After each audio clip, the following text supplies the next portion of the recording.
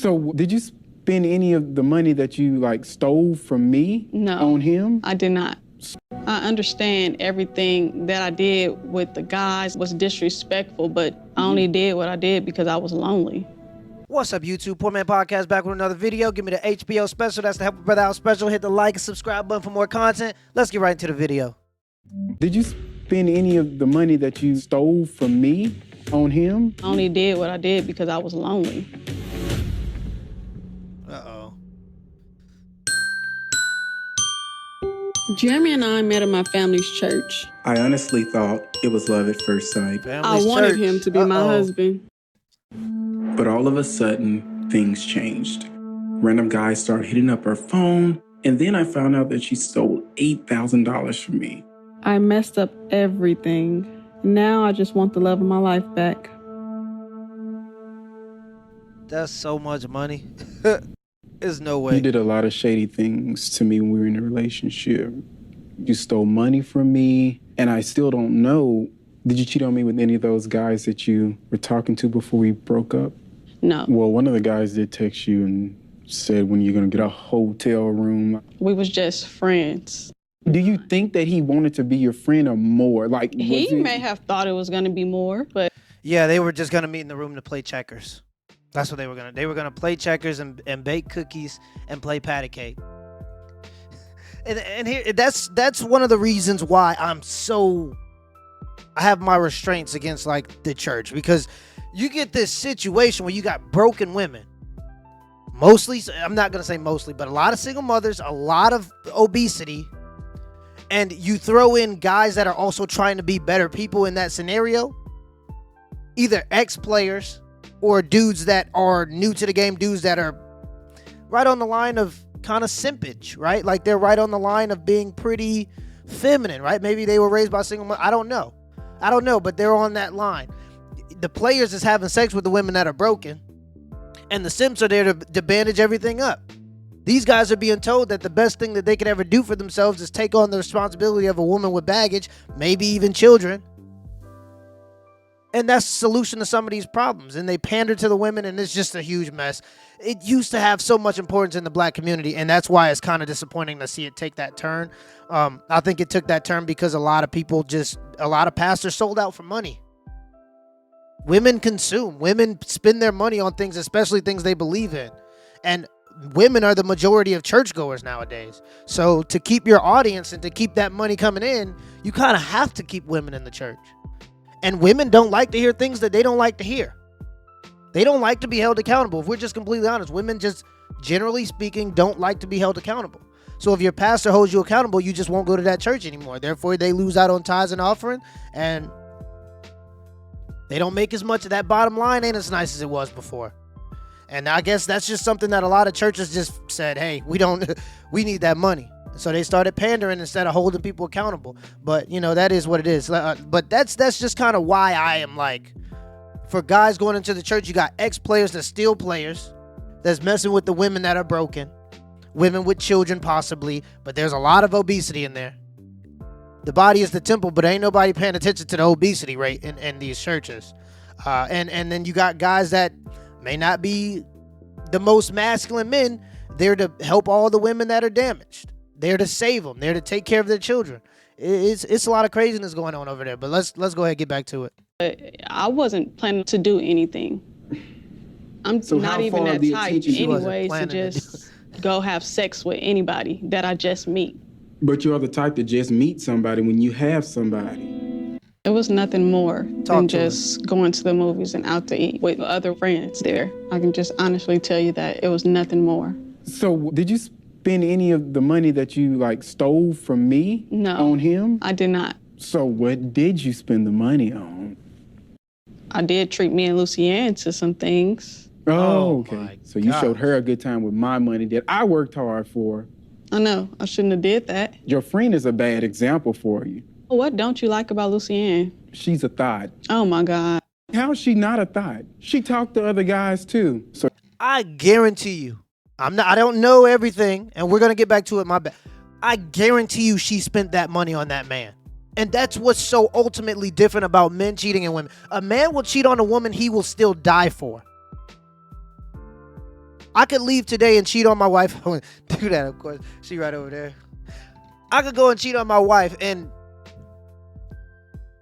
still die for her. If a woman cheats on a man, that situation is done. Not only that, but when women cheat on men, usually they're not happy in the relationship that they're in. So they're more willing to talk down on him to another man. If I go cheat on my wife, we ain't talking about my wife. Don't be sitting here talking down on my wife. It's a transit, it's whatever's going on, and then it's over. But when women cheat, generally speaking, it because they're unhappy in their situation, they like to talk a little more. They like to talk about their feelings in situations, and this is a person they feel like they can talk to. They go talk to that man. Oh, he ain't this or he ain't that. He ain't got no job. If you ain't got no job, you got to get that together. You got to get that together anyway. But you get what I'm saying. Like, it's just little things that might bother her, and she's gonna talk to him about it.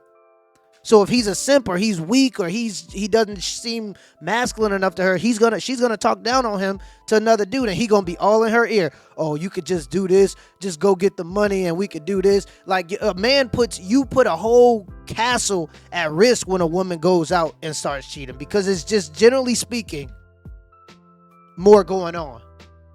Just from my experience and when I see it. But let's continue the video. So she is encouraging you to. By the way, that's not me saying it's okay. I'm not saying it's okay. I'm just saying that there seems to be differences, and there are ways to do it. For example, if you're a dude, make sure that nobody finds out. Like, if you're coming back home, take a shower at Anytime's Fitness or something. Don't. When I'm speaking to these couples that have these arrangements, and these things are known, right? We're talking about guys that are millionaires and that are leaving their wives for 2 weeks, 3 weeks at a time, sometimes in cases. And it's kind of known, but there are ways to do it and ways to not do it. One way to not do it: pillow talking with another woman about the woman that you have. That's a way to not do it. Getting caught, that's a way to not do it. Coming home still smelling like it and not going and at least taking the decency to go to Anytime's Fitness and take a shower or whatever it may be and come back home smelling fresh. Don't spend the night out. That's another rule that I often kind of have caught on to. Don't spend the night out. If you're going to do that, do it during the day, and make sure you bring your butt back home at night, and make sure I have no trace of seeing it.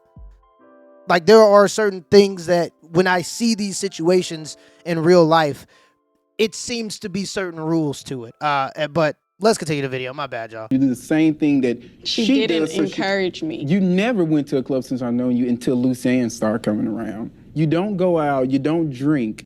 That's not you. Maybe that's another side of me that I never seen, that just started to come out after she come back into your life. I just wish you just stopped blaming her for everything. Well, I'm not blaming her for everything. It's just I'm blaming her for the downfall in our relationship. Yes. I understand everything that I did with the guys was disrespectful, but I only did what I did because I was lonely.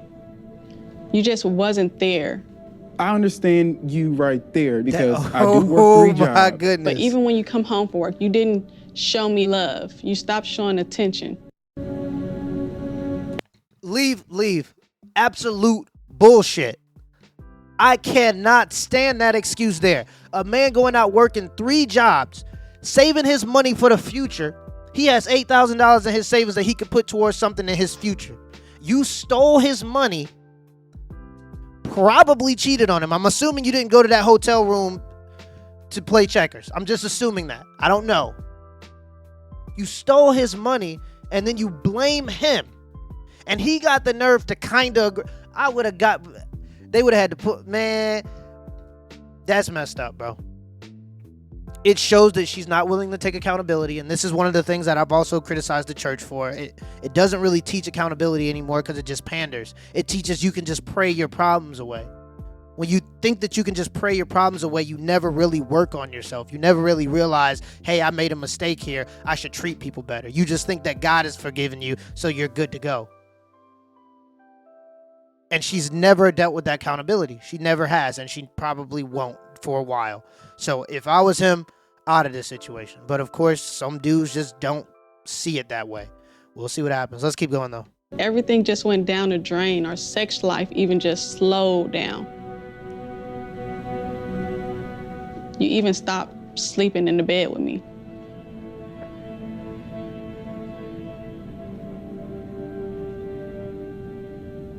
I'm sorry if you felt that type of way, like, oh, I come home and lay out and I don't have time. I should have tried to find a way to be better. I wish you would have told me, like, how you were feeling. You're right. Maybe if the communication was there, a lot of things would have been different. Oh, man. I should have also set boundaries with Lucianne's. I shouldn't have let it affect our relationship. I'm really sorry.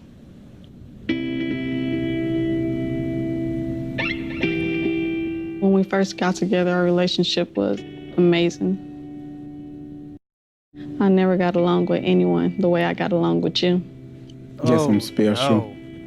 Yeah, you can say that. My mom really loved you. Seemed like she loved you more than me. I do talk to your family still. Haven't my mom told you how I changed? This sounds like a man talking to a woman to me. This sounds like I can go back, I never would have talked to other guys. I just want to make things different. Back to the way they were when we first met. It was really good when it was good. But I have to admit, it was great.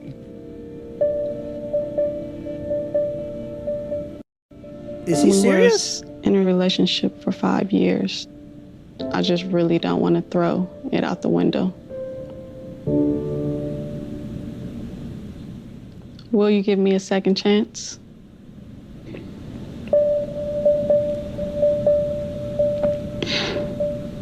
I do believe that you didn't hook up with that guy or anybody else, but you Look, she damn really near hurt laughing. me bad. Oh, it's over.